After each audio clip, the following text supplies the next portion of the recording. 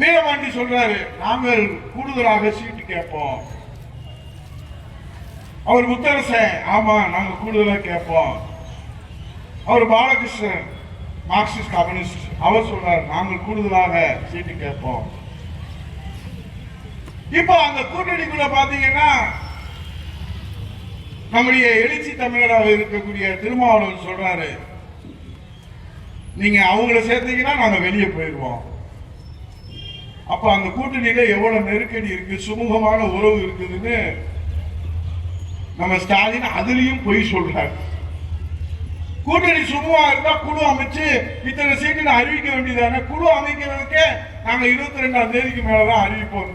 ஏன் இப்ப பேசுனா ஓடி போயிடுவாங்க, ஓடி வேற கட்சிக்கு போயிடுவாங்க.